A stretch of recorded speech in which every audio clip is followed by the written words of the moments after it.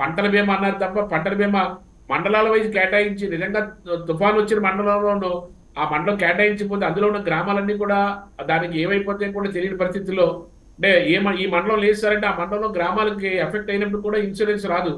దాన్నన్నా clarify చేసి ఏదైతే clear cut గా రైతును ఆదుకునే విధంగా ఏదైనా బడ్జెట్ ఏదైనా కొంచెం ఎలకేషన్ అవుతుందేమని చూస్తే అసలు ఆ ఎలకేషన్ విషయంలో మాత్రం రైతులకు సంబంధించిన మాత్రం ఎక్స్పెక్ట్ చేసింది మాత్రం చాలా నిరుత్సాహంగా వచ్చింది.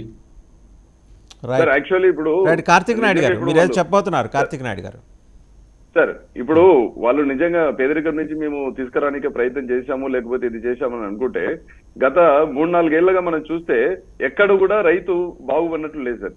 ఇప్పుడు ప్రతి ఒక్క చోట ఈరోజు మన ఇండియాలో ఎక్కడైనా కానీ ప్రతి ఒక్క చోట రైతు నష్టపోయినట్లే ఉంది.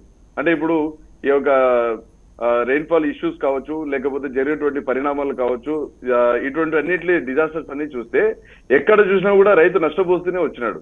ఈ రోజు వాళ్ళు ఇచ్చినటువంటి బడ్జెట్ అలొకేషన్ లో కూడా ఇప్పుడు అగ్రికల్చర్ కి కేవలం 1.27 lakh crores ఇచ్చారు.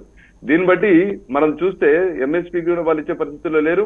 లేకపోతే రైతు కొనుగోలు శక్తి కోసం వీళ్ళు నిర్మించే గోడౌన్స్ కావచ్చు అవి కావచ్చు లేకపోతే ఎటువంటి విషయాల్లో కూడా ఈ రోజు సీడ్ సప్లై కావచ్చు లేకపోతే ఇంపోర్ట్స్ కానీ లేకపోతే ఎక్స్పోర్ట్స్ కానీ ఇట్లాంటి జరిగే రైతుకు సంబంధించిన ఎటువంటి దాంట్లో కూడా ఈ యొక్క ప్రభుత్వం అలొకేషన్స్ అన్ని జరుపుకోకుండా మేము పేదరికం నుంచి తీసుకొని వచ్చినామంటే ఎలా వరకు మనం నమ్మాలనేది మనందరం కూడా ఆలోచన చేసుకోవాల్సిన అవసరం ఉంది.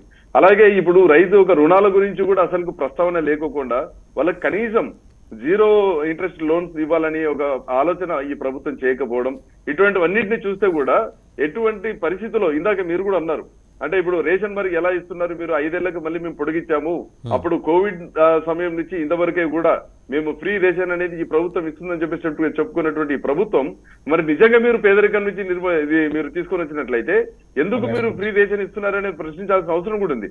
కేవలం ఈ రోజు ఇవి బడ్జెట్ ఎంతసేపు ఉన్నా కూడా ఈ రానున్న ఎలక్షన్